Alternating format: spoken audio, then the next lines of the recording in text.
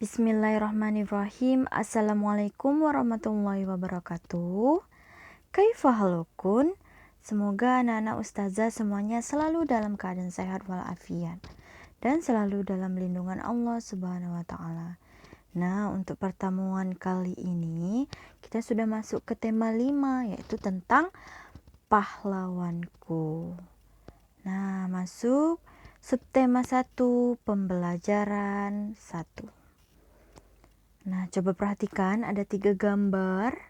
Nah, yang pertama, apa yang mereka lakukan? Perhatikan apa yang sedang mereka lakukan pada gambar yang ada di atas ini.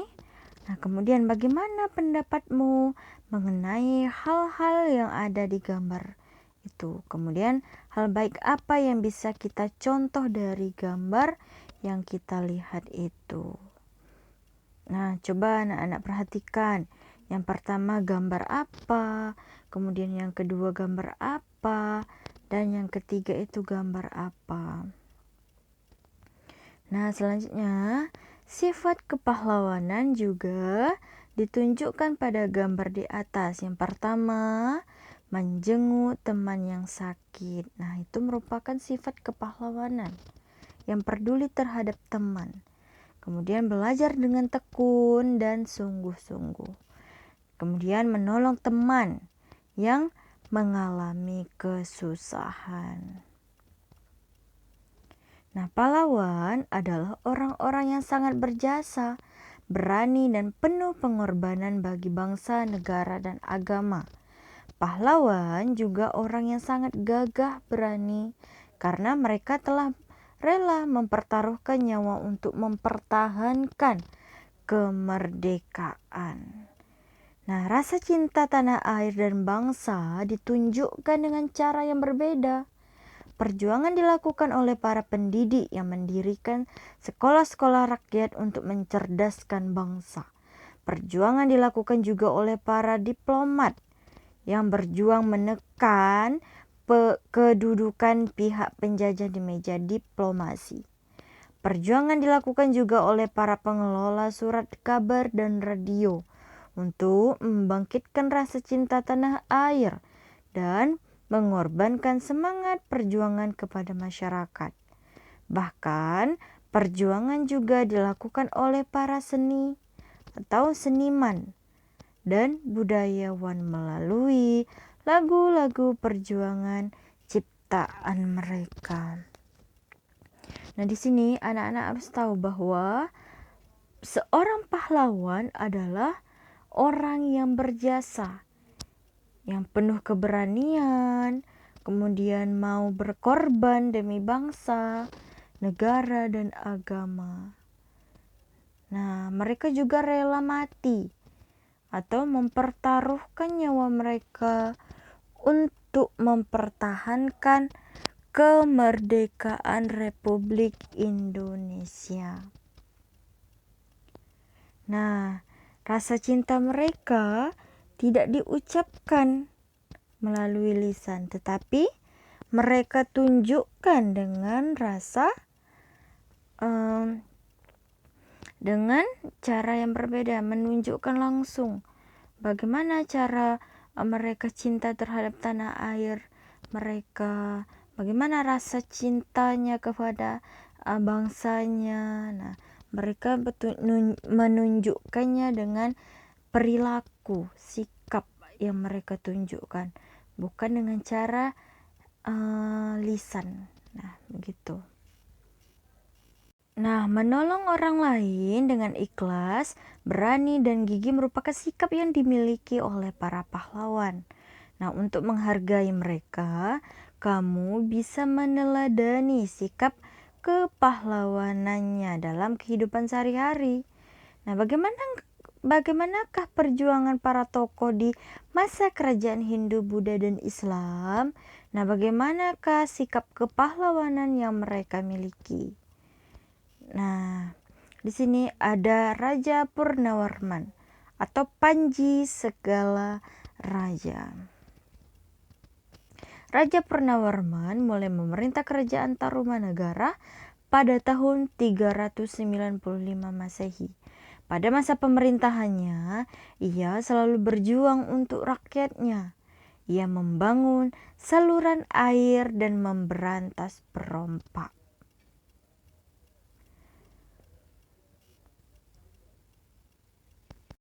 Nah, Raja Purnawarman sangat memperhatikan kesejahteraan rakyatnya. Ia memperbaiki aliran sungai Gangga di daerah Cirebon. 2 tahun kemudian, ia juga memperbaiki dan memindahkan alur sungai Cupu sehingga air bisa mengalir ke seluruh kerajaan. Nah, para petani senang karena ladang mereka mendapat air dari aliran sungai sehingga menjadi subur. Nah, ladang para petani tidak kekeringan pada musim kemarau. Nah, Raja Purnawarman juga berani memimpin angkatan laut kerajaan Tarumanagara untuk memerangi bajak laut yang merajalela di perairan barat dan utara kerajaan. Nah, setelah Raja Purnawarman berhasil membasmi semua perompak, keadaan menjadi aman. Rakyat di kerajaan Tarumanegara kemudian hidup aman dan sejahtera. Sebagai wujud kecintaan rakyat kerajaan Tarumanegara kepada Raja Purnawarman, telapak kakinya diabadikan dalam bentuk prasasti yang dikenal sebagai Prasasti Ciaruten. Nah, jadi telapak kaki Raja Purnawarman ini diabadikan dalam bentuk prasasti yang dikenal sebagai Prasasti Ciaruteun.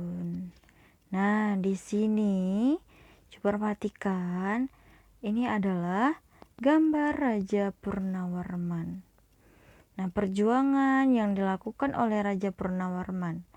Nah, perjuangan yang dilakukan oleh Raja Purnawarman adalah dia membuat saluran air yang dihubungkan dari Sungai Citarum, Jawa Barat.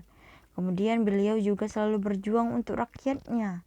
Nah, Raja Purnawarman juga berani memimpin angkatan laut kerajaan Tarumanegara untuk memerangi bajak laut.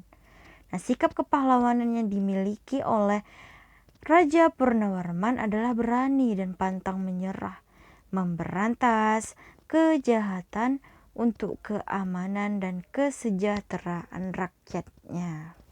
Nah, apa yang dirasakan rakyat kerajaan Tarumanegara atas perjuangan yang dilakukan oleh Purnawarman? Nah, dampak perjuangan yang dilakukan oleh Purnawarman bagi rakyat Tarumanegara adalah mereka karena ladang mereka mendapatkan air dari aliran sungai sehingga menjadi subur dan tidak menderita kekeringan pada musim kemarau. Kemudian keadaan menjadi aman karena para perompak telah dikalahkan. Dan rakyat di kerajaan Tarumanegara kemudian hidup aman dan sejahtera. Nah, menurutmu bagaimana kehidupan rakyat kerajaan Tarumanegara jika rajanya tidak memiliki sikap kepahlawanan? Nah, jika kerajaan Tarumanegara tidak dipimpin oleh Raja Purnawarman, kehidupan rakyatnya tidak akan aman dan sejahtera karena tidak ada yang memperbaiki saluran air dan memberantas perompak.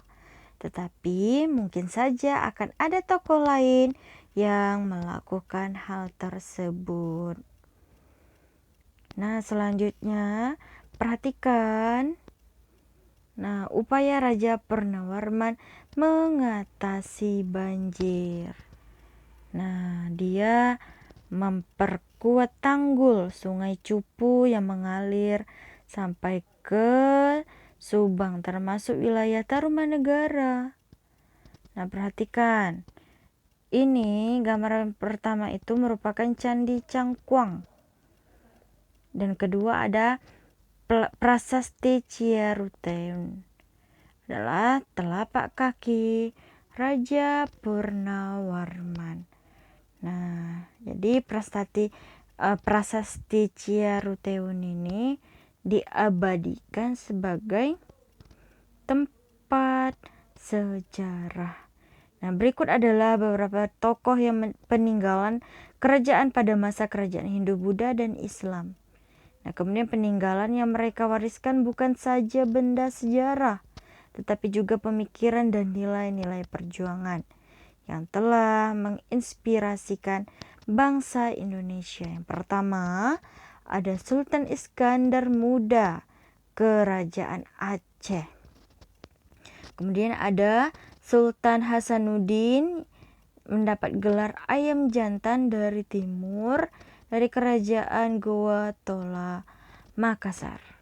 Dan Raja Balaputra Dewa, Kerajaan Sriwijaya, Palembang, Sumatera Selatan. Dan Mahapatih Gajah Mada dan Raja Hayam Wuruk, Kerajaan Majapahit. Nah, ini merupakan prasasti Ciareteun dari Kerajaan Tarumanegara. Nah, perjuangan apa yang telah dilakukan oleh Raja Balaputra Dewa? Nah, siapa yang tahu? Nah, yang pertama, membangun armada laut yang kuat. Pada masa pemerintahan Balaputra Dewa, Sriwijaya juga mengalami masa kejayaannya. Nah, Raja Balaputra Dewa dengan bantuan Raja Dewa Paladewa di Pali telah mendirikan vihara di Nalanda, India, bagi pelajar-pelajar Nusantara yang belajar agama Buddha di Nalanda. Nah, kemudian perkembangan pelayaran dan perdagangan di Selat Melaka semakin pesat. Nah, sikap yang dimilikinya berani, tegas dalam memimpin. Nah, ini merupakan perjuangan yang telah dilakukan oleh Raja Balaputra Dewa. Nah, coba perhatikan. Perjuangan apa yang telah dilakukan oleh Sultan Iskandar Muda? Yang pertama, ia memperluaskan wilayah Aceh sampai ke semenanjung Malaysia. Aceh juga mengalami masa kejayaan karena menjadi pusat perdagangan dan pengembangan ajaran Islam. Nah, coba perhatikan lagi. Yang ketiga, ada perjuangan apa yang telah dilakukan oleh Sultan Hasanuddin? Nah, Sultan Hasanuddin sangat gagah, berani dalam melawan VOC. Beliau berani mengorbankan seluruh hidup, kemudian kesenangan serta kemewahannya untuk membela kehormatan bangsa dan negaranya. Nah, beliau juga membela kehormatan negara dan mempertahankan setiap jengkal tanah airnya dengan tetesan darah. Nah, ini merupakan perjuangannya. Ia juga gigih, pemberani, dan rela berkorban. Nah, coba perhatikan perjuangan apa yang telah dilakukan oleh Gajah Mada dan Hayam Wuruk. Nah, Gajah Mada dan Hayam Wuruk berhasil mempersatukan Nusantara. Nah, Gajah Mada dalam mengemban tugas dan tanggung jawabnya baik tatkala masih menjadi prajurit patih hingga panglima perang. Nah, kemudian tatkala kerajaan Majapahit juga diserang oleh Rakuti, Gajah Mada menyelamatkan Raja Jayanagara beserta keluarganya. Nah, selanjutnya, Dayu sangat kagum dengan perjuangan Raja Purnawarman. Banyak yang telah dilakukan untuk rakyatnya. Sambil duduk di tepi kolam yang jernih airnya, Dayu masih Raja Purnawarman memikirkan jasa-jasa Raja Purnawarman, terutama membangun saluran air. Ia berpikir pasti saluran tersebut sangat bermanfaat bagi masyarakat saat itu. Nah, kemudian Dayu terus berpikir sambil memandangi wajahnya yang terpantul di kolam. Nah, tahukah kamu mengapa Dayu bisa melihat dirinya di air kolam. Nah, air kolam bisa memantulkan cahaya. Kamu akan belajar tentang sifat-sifat cahaya. Nah, kita mengenal sifat-sifat cahaya. Apa saja yang ada di sifat-sifat cahaya ini? Nah, yang pertama, cahaya merambat lurus. Nah, bagaimana caranya cahaya itu merambat lurus? Nah, percobaan menggunakan 3 karton tebal dan lilin, lubangi bagian tengah ketiga karton tersebut. Letakkan karton-karton dengan posisi 3 lubang. Perhatikan apa yang terjadi. Lalu coba menggeser posisi setiap karton sehingga setiap lubang menjadi tidak sejajar. Nah, perhatikan perbedaannya. Nah, yang kedua ada cahaya menembus benda bening. Nah, percobaan menggunakan cahaya matahari atau cahaya senter, gelas atau benda-benda transparan atau bening, benda-benda berwarna gelap dan benda-benda bening, tetapi berwarna. Letakkan peralatan seperti gambar, arahkan cahaya ke tembok berwarna putih. Nah, kemudian perhatikan apa yang akan terjadi. Nah, yang ketiga ada cahaya dapat dipantulkan. Nah, percobaan menggunakan 2 cermin datar dan senter. Coba pantulkan cahaya senter menggunakan cermin. Kemudian coba berbagai cara atau posisi cermin yang berbeda. Dan gunakan lebih banyak cermin. Nah, amatilah apa yang terjadi pada cahaya pantulan tersebut. Nah, bisa anak-anak praktekkan di rumah. Yang keempat, cahaya dapat dibiaskan. Nah, maksudnya di sini percobaan menggunakan pensil yang setengah bagian panjangnya berada di dalam gelas berisi air. Nah, kemudian amati pensil dari sisi samping luar gelas. Bagaimana penampakan dan besar pensil dibandingkan dengan yang asli? Nah, kesimpulannya berdasarkan hasil pengamatan bahwa sifat-sifat cahaya diantaranya yaitu cahaya dapat merambat lurus, menembus benda bening, dapat dibiaskan, dan dapat memantulkan. Nah, cukup sekian pembelajaran kita pada hari ini. Semoga anak-anak ustazah bisa memahaminya.